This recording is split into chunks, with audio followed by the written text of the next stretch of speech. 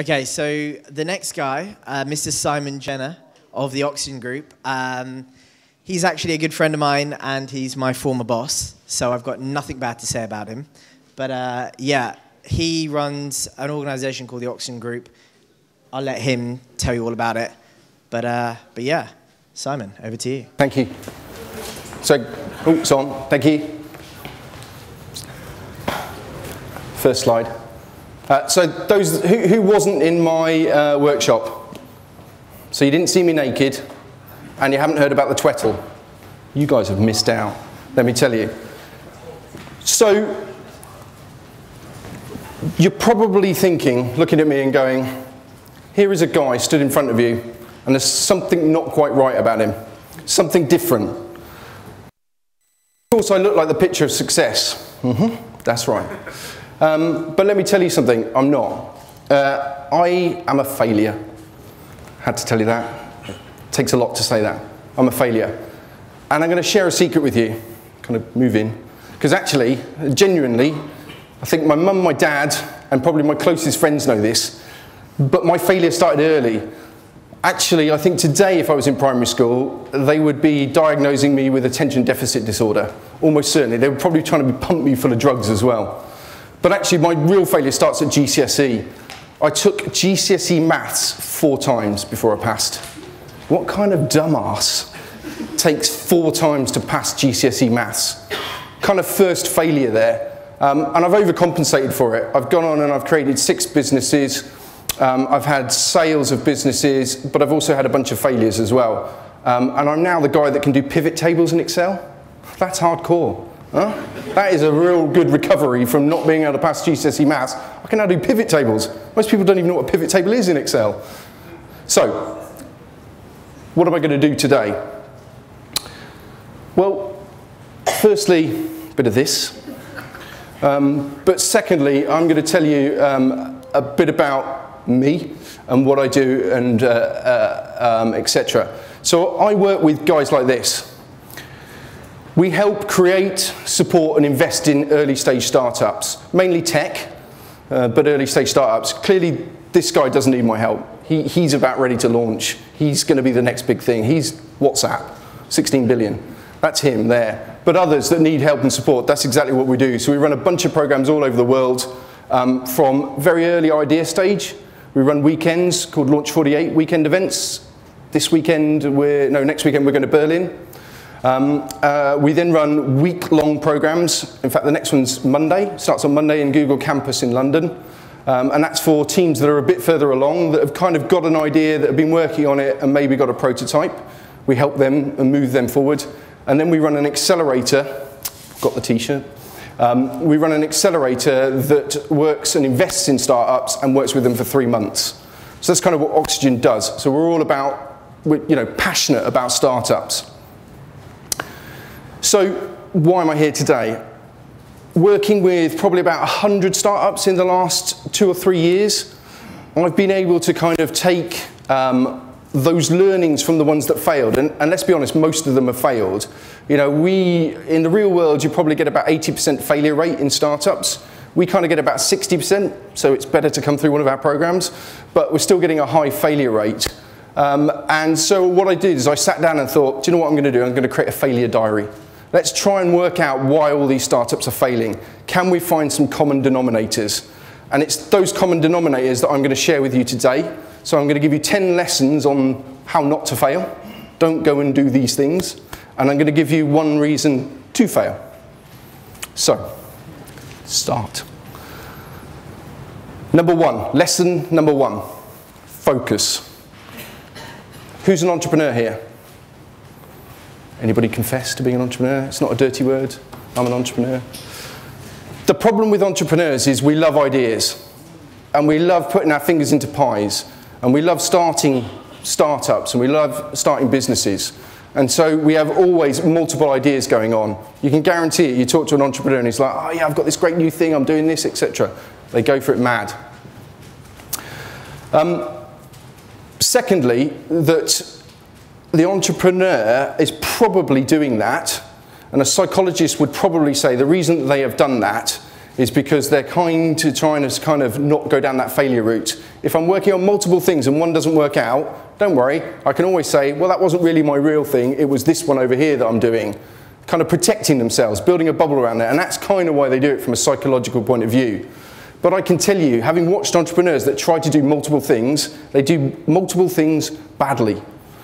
What you have to do with a startup is you have to focus on one idea and give it 110%. You have to commit to it, because if you don't commit, it will fail, guaranteed. So all those other things you're doing, park them, come back to them. You've got to give 110% to the one idea, whichever one it is. You can come back to the others, it'll be fine.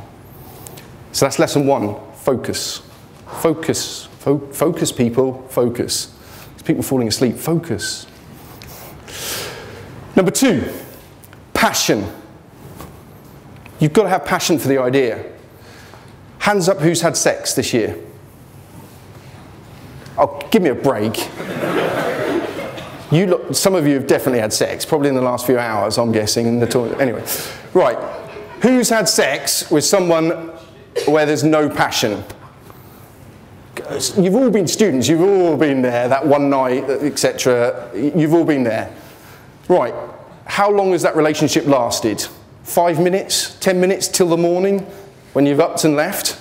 That's what happens if you get into a relationship with no passion. It does not work. It's exactly the same thing with a startup. You have to have passion for your idea and your business. Otherwise, getting out of bed in the morning becomes really difficult. So I always say to entrepreneurs, when you're looking at what type of business or what area of business to start in, go for your passions. Go for a hobby. Go for the thing that makes your hairs on the back of your hand stand up. Go for the thing that you really want to make happen, whether it's world peace, whatever it happens to be, the vision. But go for something that you're really passionate about, because that's what will get you out of bed. Because doing startups is as hard as hell. You need something that's going to keep you driving there, an underlying burning end. Now, some of you will have noticed, not only do I look like a failure, but there's something that just not looked quite right. Anyone spotted it? No? Okay, I'm wearing a hat. And I'm going to tell you why I'm wearing a hat, but not yet. Lesson number 3 is there is no I in team. This is one of our Oxygen graduates. They all look like this because they're all techie geeks. There is no I in team. My second business, so I sold my first business after 7 years, and I then started another business. I was sat in my penthouse apartment that I just bought. I got my Porsche in the garage. Very happy with life. New girlfriend, blonde, beautiful, excellent. Very happy with myself. Just had a great success. And I started a second startup, which failed miserably. And one of the reasons it failed is because I sat in my apartment for 8 months going, I know what I'm doing. I've just had a successful business. How hard can this be? And I sat on my own without anybody's input and tried to build a business. You cannot do it. You need a team around you. You need other people to support you. Startup is so hard. You need to share that. You need the skill share, and we'll talk about that in a minute, but you need more than one person. So you can't do it alone. There's no I in team. That's lesson number 3. Lesson number 4. You can't do it on your own, so you need to go find a team. But what do tech people do is they go find people that look like them, and they end up looking like that. Jesus. Your immediate thought is, great, I'm going to go and look for some team members. I'm going to go and talk to my mates. I'm going to go and talk to my class friends. I'm going to talk to my work colleagues. And you then build a team surrounded by it. But the fact is, all those people are probably same demographic, same background, same skill set as you. Completely the wrong team for building a startup. What you need is a skills mix. So you need to go to look for people that aren't like you. And that can be painful. I mean, I'm tech background. I hate salespeople. They bullshit, everything's about marketing, you can't trust what they say, it's all bollocks, etc. That's my perception of them, but I know now that I need those people in my business. I might not like them, I might not want to get on with them, but I need them in my business. So you need to learn what skills you need for your particular business, be it marketing, sales, finance, whatever it is, and build a core team.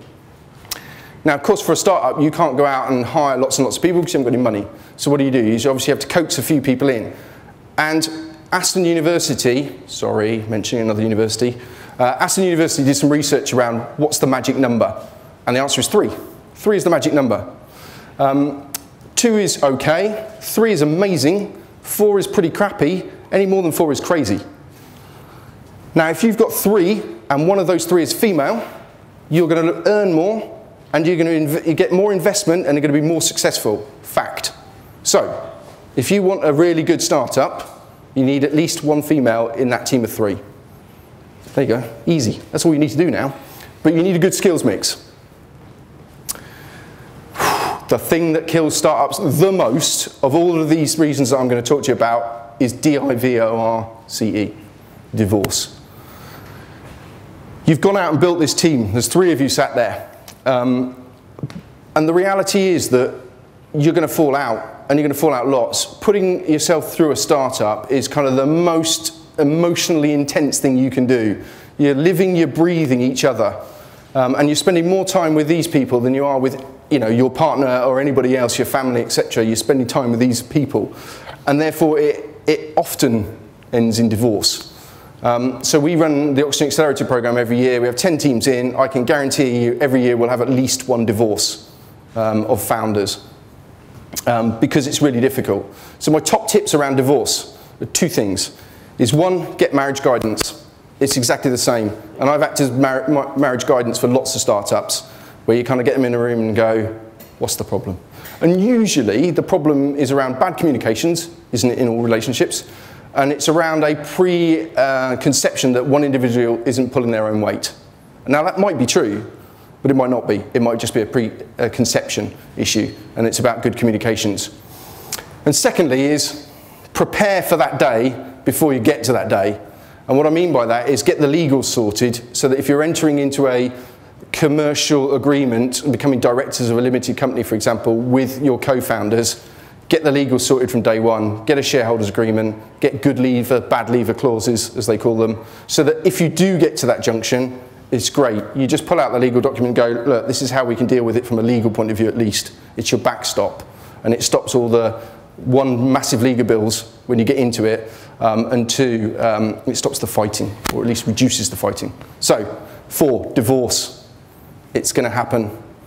You might lose 1, you might lose all, the whole business might go. I went through a messy divorce, not a co-founder divorce, with my first business, and I had to buy her out in the end, and it was expensive, and it was emotionally really expensive. So, try not to do it. Right, 5. Lesson number 5. The thing that entrepreneurs do not get, and the thing that killed my second business, was this: market. Not understanding the market.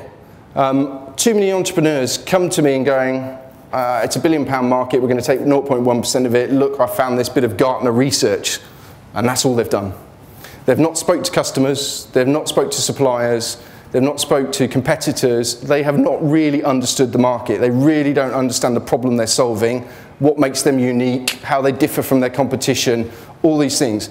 And yes, you can Google that, but actually you need to get off your arse, get out of the office and go into the market and talk to people, talk to all these customers and stuff, and really, really live it and understand it. And I'm not the type of person that says you can't enter a market you know nothing about. I think Lord Sugar's famous for saying you can't do that. I don't buy into that. I have a small chain of coffee shops in Birmingham, and I know nothing about coffee other than how to drink it, and I'm passionate about good quality coffee. That was where my skill was 5 years ago. I like coffee, I like it black, and I know what a good cup tastes like, and that was all I knew. But I spent 6 months touring the country, drinking a lot of coffee, staying awake a lot, but talking to competitors, suppliers, etc., and really, really understood the market and thought I'd found a niche. 5 years later, small chain, still going, etc. So it can be done, but you need to do your homework. So the lesson here is understand your market, do your homework, and you won't fail. Is this 6 or 7? 7? 6. Let's go with 6. I think it's 7. Anyway, next lesson, revenue. If you go to the US, they'll say, Don't worry, son, just build it, they'll come. Get 1 billion users and it'll all be fine. Is that a good American accent? No, shit. Okay, no more accents, all right, good. You know, Facebook, Twitter, etc. have done that, and it kind of worked for them. But what they don't talk about is the billions of other small startups that tried to do the same and failed miserably. You only hear about the successes. It's really hard to do that kind of build it and they'll come approach. In Europe, you will not get funding for that type of startup. It just doesn't happen. They're too risk adverse. So what I say is go for revenue and go for early. The quicker you can get £1 out of a customer, the quicker you have a paying customer and you have justification that you're on the right track. So look for revenue and look for it early, in my opinion. If you wait too long, you will run out of your own money, you'll run out of resources, you'll run out of time, and that will kill your startup. So after divorce, this is the thing that kills most startups. Revenue. Failure to launch. And I want to kind of work you through something here. There are too many entrepreneurs out there. You've met them. They're people that say, I've got this great idea, you've got to hear about it, I'm going to start this business, it's going to do X. You see them next time and you go, how's that going? Yeah, still working on it. Still just kind of working my way through it. Did I miss a slide? Yeah. I did. Stationary one. Okay, we'll come back to that. So they spend too long just talking about it and never doing it. They fail to launch. And I want to kind of take you through something that will show you why. So everyone stand up. Can everyone see me? So, if you've got a bit of space in front of you, put your feet together so they're tight together like this, yeah? Okay, close your eyes. Trust me, I'm a doctor. Okay. Imagine this. You're stood on top of a 20-story building. You're stood on the ledge at the very, very top. Your tiptoes are hanging over the edge. The wind is blowing and you're swaying gently forward and backwards. Just sway very gently onto your tiptoes and onto your back. You look down, and before you and below is cars and people. They look like ants and they're going left to right in front of you. You're swaying gently back and forth. I want you to take the smallest of steps forward. Step now. You're falling. You're dropping to the earth. Open your eyes. That is what it's like when you first start your business. When you take that leap and you have the balls to actually do something, it's like you're falling. You're thinking, ah, all I can see is failure coming towards me. All you can see is the risk. You can't see any of the upside. And that's what it's like. And that's why 99% of people do not become entrepreneurs, because they don't have the balls to take that step off the ledge, because it's a really difficult thing to do. You guys are clearly different. You are going to be the next entrepreneurs and the next big thing. Have a seat. The one thing that I think I missed a slide on was what I call the honeymoon stationary period. And people spend too much time getting stationary. Who likes stationery? I love stationery. God, staplers, pens, Staples is like my dream day out.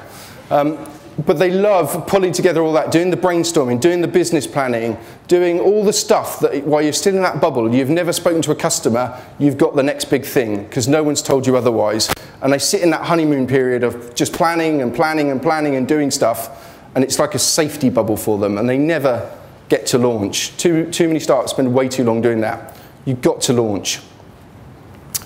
So, I've given you a bunch of reasons why, of how not to fail. I'm going to give you one reason why you absolutely should fail. And you will. If you launch, you will fail. It's guaranteed. It might be a small one, it might be an epic one. It doesn't matter. Because I'll tell you for sure that investors like us want to invest in entrepreneurs that have failed.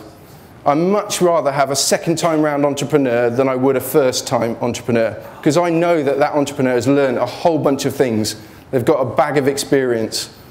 And that's really, really important in business, So get out there and fail, because it's important to do so. Don't be the guy or girl that's the entrepreneur that never launches. Do it and fail. Now, I said to you I was going to give you 10 reasons why you should not to fail, or 10 lessons on not to fail. And I think I've given you 9, so I owe you one more. And it's quite simple. Don't take yourself too seriously, and if you're going to do conferences, always wear a hat. I've been Simon Jenner from Oxygen. We're actually currently hiring, so if anyone's interested in getting into supporting startups, come talk to me. Thank you. Yeah, can do, yeah.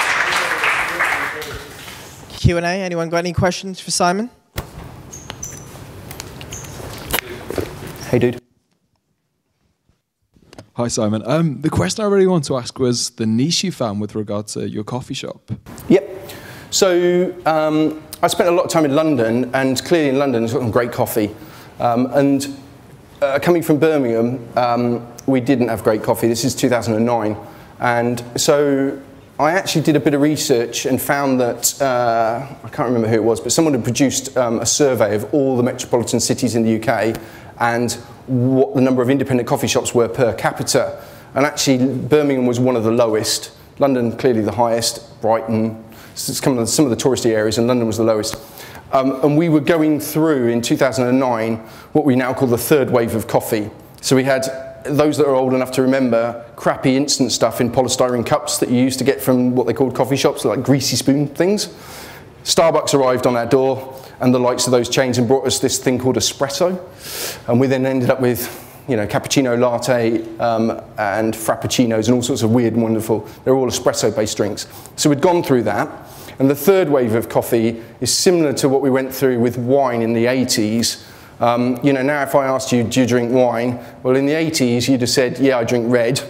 Now you'd say, well, I really like a grape from New World, and I like an Australian Shiraz that's been baked on this side of that. You know, we've been massively educated in wine. Well, coffee is exactly the same. It's grown in a coffee belt around the world, and a Kenyan coffee tastes different to a Brazilian coffee, completely different. And yet you go into Starbucks and they say, do you want a latte or do you want a cappuccino? And you all go, I'll have a latte, please, because most of the market is still lattes. Come into one of our shops and we'll go, well, do you want a Kenyan or do you want a Brazilian, or we've got a great Ethiopian Yirgacheffe. So we're trying to take coffee into kind of this third wave of understanding and educating the audience and so forth. So that was the niche that we spotted, and there was a bunch of people doing it in London, but nobody doing it outside of London. So that's what we've started to deliver. Hello.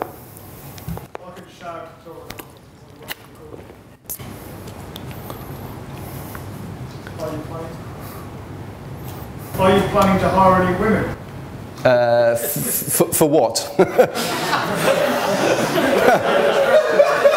Are we back to the sex question? I don't know where we're going with this. On the fact you're hiring, so, how many women in your company? Good question. So the managing director of my coffee company is female. And my right-hand person in Oxygen is female. So I already have 2 key female managers. I'm eating my own dog food, so to speak. But yeah, no. Phew, that was lucky, wasn't it? Could have been. Hey. What's your coffee shop's called? Oh, good advert. Urban Coffee Company. Urban Coffee Co. on Twitter, @Urban Coffee Co. There you go. Follow. Come and have a cup. Only available in Birmingham at the moment, or online. You could order it. Yeah. Any other questions? Blankety blank. Great. All right, give a round of applause to Simon.